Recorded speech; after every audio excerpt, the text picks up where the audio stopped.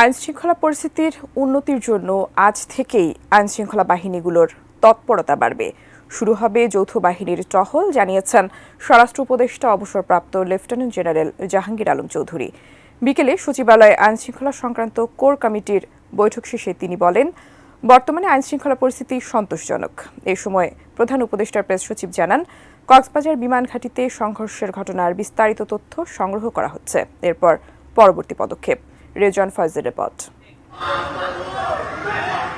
রোববার রাতে রাজধানী সহ দেশের বিভিন্ন স্থানে ছিনতাই ও আইনশৃঙ্খলা পরিস্থিতির অবনতির প্রেক্ষাপটে সোমবার দুপুরে স্বরাষ্ট্র মন্ত্রণালয়ে অনুষ্ঠিত হয় আইনশৃঙ্খলা সংক্রান্ত কোর কমিটির বৈঠক। সরকারের বিভিন্ন মন্ত্রণালয়ের প্রতিনিধির পাশাপাশি পুলিশ, র্যাব, বিজিবি সহ আইনশৃঙ্খলা বাহিনী এবং সেনা ও বিভিন্ন গোয়েন্দা সংস্থার কর্মকর্তারা এতে অংশ নেন।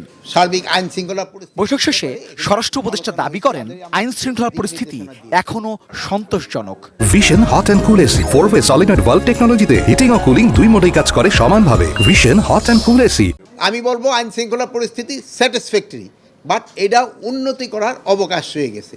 এই ছোটোখাটো ঘটনা এটা সবসময় আগেও ঘটছে, এখনও এই যে দু একদিন আগেও ঘটছে, এবং ভবিষ্যতে যেন না ঘটে এই জন্য আমরা কী ব্যবস্থা নেওয়া যায় এই ব্যাপারে আমাদের আলোচনা হয়েছে। এখন তাদের নির্দেশনা দিয়ে গেছি, আপনারা আজকে রাত্রে দেখবেন যে তাদের অ্যাক্টিভিটিস অনেক বেড়ে গেছে, আমাদের আইন শৃঙ্খলা বাহিনীর অ্যাক্টিভিটিস। তবে রাজধানী সহ বিভিন্ন স্থানে আইন শৃঙ্খলা পরিস্থিতির অবনতি সরকার গুরুত্বের সাথে নিয়েছে জানিয়ে প্রধান উপদেষ্টা প্রেস সচিব আশ্বাস দেন, দ্রুতই এই ব্যবস্থার দৃশ্যমান উন্নতি হবে।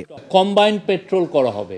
কম্বাইন্ড হচ্ছে যে পুলিশ এবং মিলিটারি, অনেক ক্ষেত্রে নেভি, বিজিবি, এরা সবাই একসাথে কম্বাইন্ড পেট্রোল হবে এবং অনেকগুলো জায়গায় চেকপোস্টের বসানো হবে পেট্রোলিং। এই পেট্রোলটা আজকে রাতের থেকে, আজকে সন্ধ্যার থেকে আপনারা দেখবেন, পুরো ঢাকা শহরেই দেখবেন। আর একটা হচ্ছে যে ইন্টেলিজেন্স গ্যাদারিংটা আরও স্টেপ আপ করা, সেটার বিষয়েও ডিসিশন হয়েছে।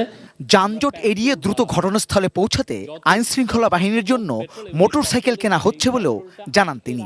এটা পুলিশের ক্ষেত্রে আপাতত অ্যাকশন নেওয়া হচ্ছে এবং খুব দ্রুত আরও অ্যাকশন নেওয়া হবে, এবং অন্যান্য যারা আইন শৃঙ্খলা বাহিনী, যারা আইন শৃঙ্খলার কাজে নিয়োজিত, তাদের জন্য আরও কিছু মোটরসাইকেল 50-50 করে নেওয়া হবে। কক্সবাজার বিমান ঘাঁটিতে সংঘর্ষ প্রসঙ্গে প্রধান উপদেষ্টার প্রেস সচিব জানান, এই ঘটনার বিস্তারিত তথ্যপত্র সংগ্রহ করা হচ্ছে। কক্সবাজারের ইস্যু এটা এখন একটু ফ্লুইড সিচুয়েশন। আমরা কক্সবাজারের এসপি এবং কক্সবাজারের যে সিকিউরিটি এজেন্সিগুলো, তাদের কাছ থেকে আমরা রিপোর্টটা চাচ্ছি, তারা আমাদেরকে দিলে আপনারা জানবেন। রেজওয়ান ফয়েজ, 18 নিউজ, ঢাকা।